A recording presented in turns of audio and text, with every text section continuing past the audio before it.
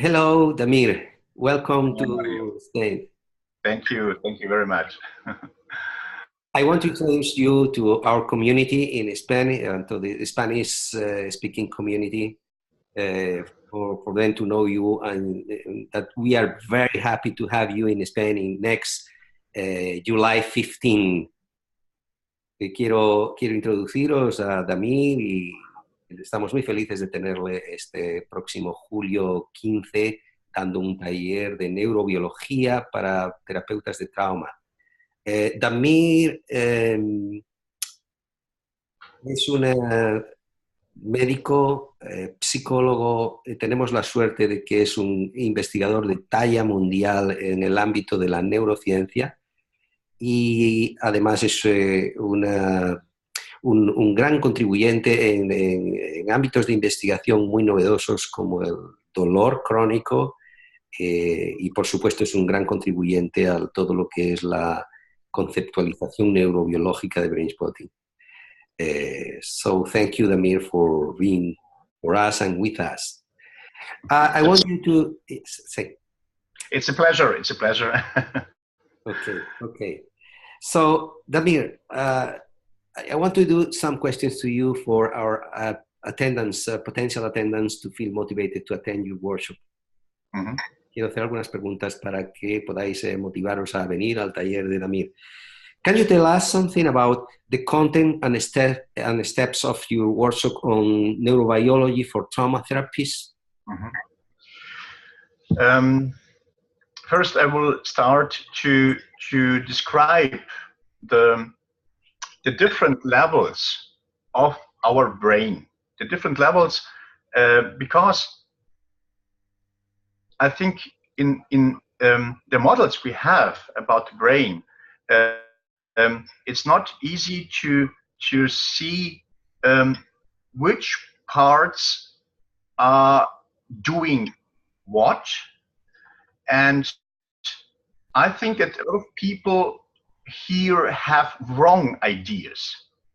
Okay, va a hablarnos de los diferentes niveles del cerebro, porque muchas veces tenemos ideas equivocadas de cómo trabaja nuestro cerebro.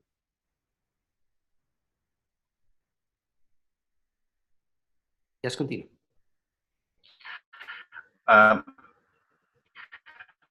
I think there are a lot of models, a lot of theories. We hear amygdala makes this, hippocampus makes this, and there are a lot of things which we hear so often that everybody thinks so that's the truth.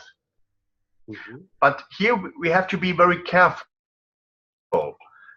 because if you hear things very often, that does not mean that it's the truth. Because we have in neurobiology, we have very much changing processes, and our knowledge is growing every day and every year. And so I will try to put the things how I know them together to give a small journey to that important things we know about the brain. Okay. Sí, hemos oído muchas veces que algunos núcleos del cerebro, como la amígdala hace esto, el hipocampo hace esto otro, y las hemos oído tantas veces que hemos creído esto, pero lo que tenemos es un campo de conocimiento con mucho movimiento, así que mi trabajo aquí es ver cómo poner todo esto junto y daros una idea de cómo todo esto funciona. And then after a journey through the principles of the brain work, I will focus the things which are very important for trauma and trauma therapy. So to ask how does things, what happens in the brain during a trauma and after that, what change and what are the changing processes in regulation, for example, or in memory? What are the specific parts important for our work as trauma therapists. And so that's the second part, to take the important things for trauma and to describe what is changing in brain and in regulation after trauma. Ok, después de este viaje a través del cerebro, quiero contaros qué es lo que ocurre en el cerebro durante el trauma y después del trauma. Y quiero también explicaros algunas cosas muy importantes para la terapia del trauma en relación con la regulación emocional y las memorias y cómo cambia el cerebro después de esto. And one part which is very important for me is to show how our body is represented in the brain. And here we have new, in the last 10 years, the models changed a lot about this knowledge. And it's not so well known. And these things I will describe. I will describe how is the body represented and how is the regulation process organized in the communication between body and brain. So that's also an important part I will try to explain. Ok, además quiero explicaros algo que es muy importante para mí, es cómo el cuerpo está representado en el cerebro. También hemos descubierto muchas cosas, cómo el cerebro mapea y la conexión entre el cuerpo y el cerebro. And so then the last step, of course, will be what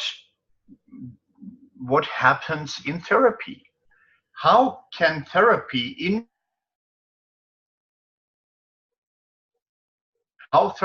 can make a change in the memory system, in the regulation processes, and what can we do to activate these processes to make a better regulation and to change the memory processes. So these are the key points I would like to go through with you.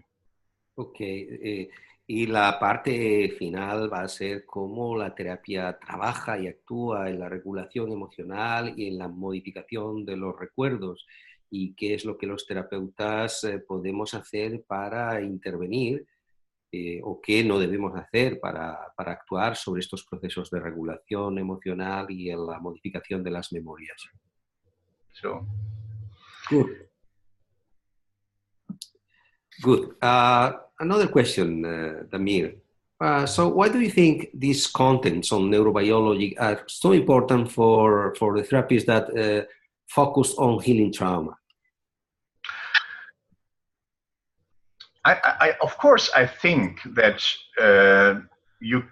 people can make a good therapy without knowing anything about the brain. It's possible, of course. You make your experiences and but I think it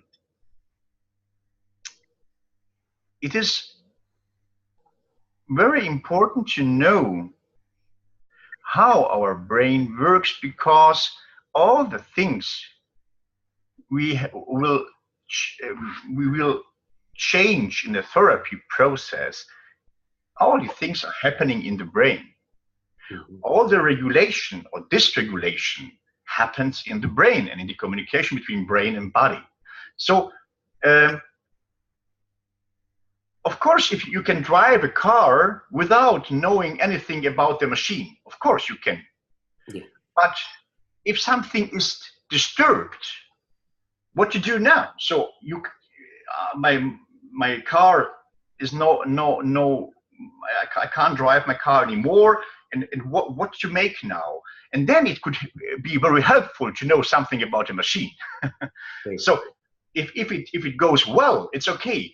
But if something is happening and it goes in a wrong way, so I think it could be very helpful to know more about the mechanisms. How do we learn? How do we create memory? How are memory processes changing?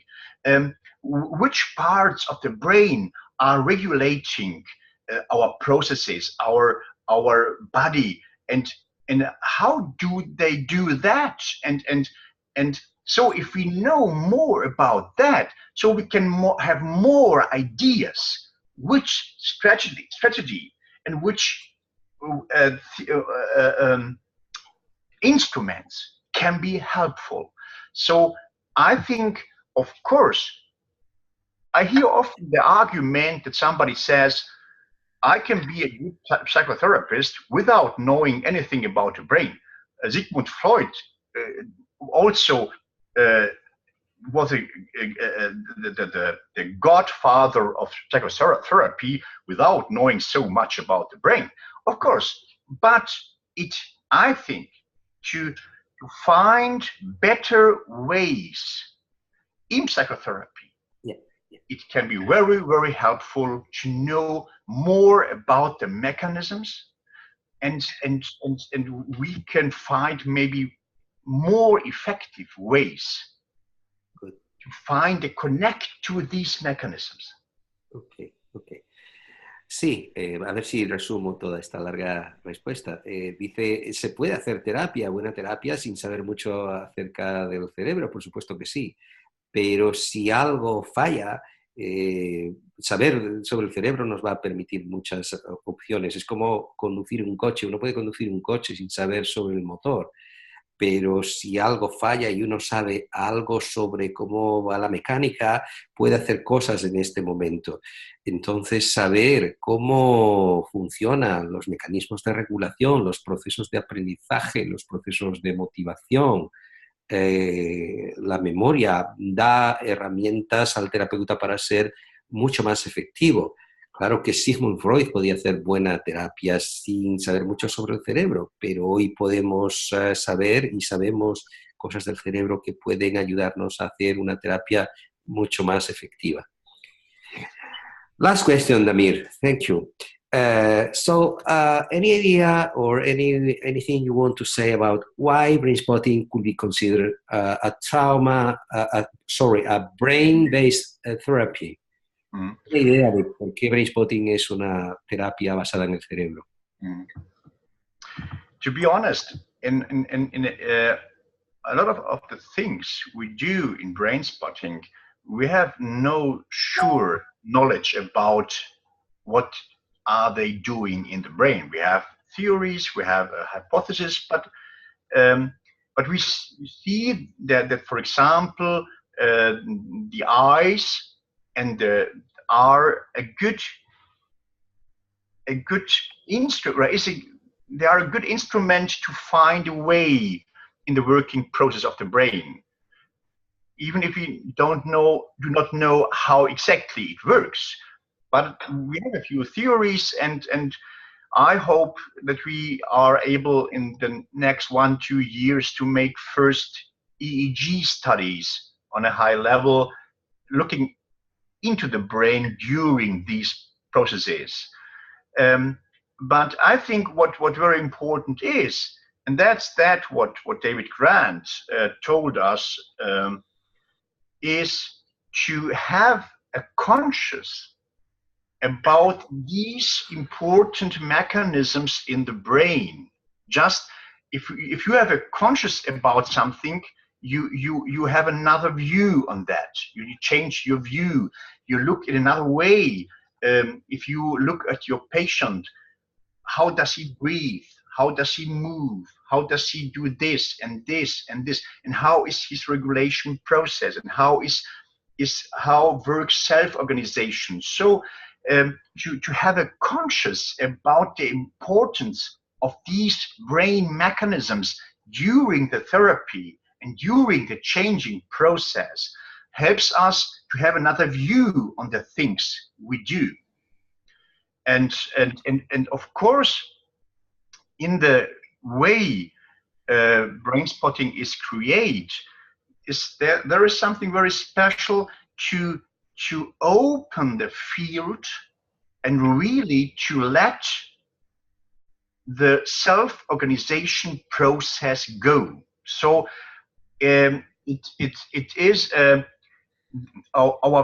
it is very, very near to the way how the brain works. So if I will change something in the brain, I can't take this part of the brain and make the change. I can't. Only the brain on itself can do it. But I can make a frame. I can build a space where the possibilities are good to let a self-organization process start. Okay. And here I think the way how Brainspotting works creates a frame, comes very close to the principles how the brain works, to find a good space to let self-organization processes start. Okay. Okay.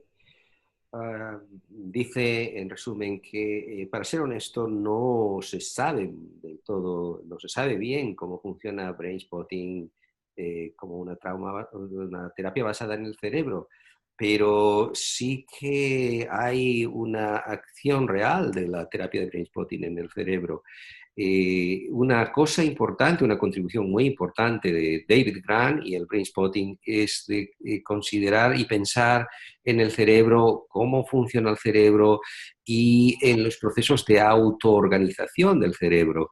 Entonces, en Brainspotting se crea un encuadre, un marco y una manera de mirar que permite que el cerebro, que nosotros no podemos cambiar el cerebro, es solo el cerebro que se puede cambiar a sí mismo. Y en Brainspotting tenemos esta manera de mirar, de manera que creamos este ambiente, esta atmósfera, este encuadre para que el cerebro pueda hacer este trabajo de autoorganización y de cambio, de transformación.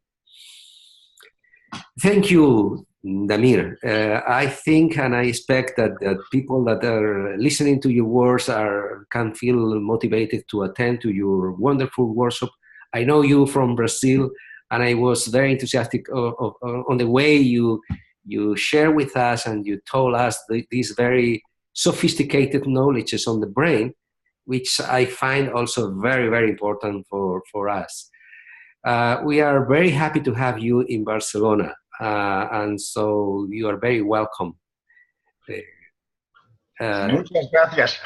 Muchas gracias. Yes, I look very forward to the workshop, and I think it will be a wonderful place, and I'm sure a lot of wonderful people, and I hope we will enjoy it together. Thank you. Thank you. Thank you.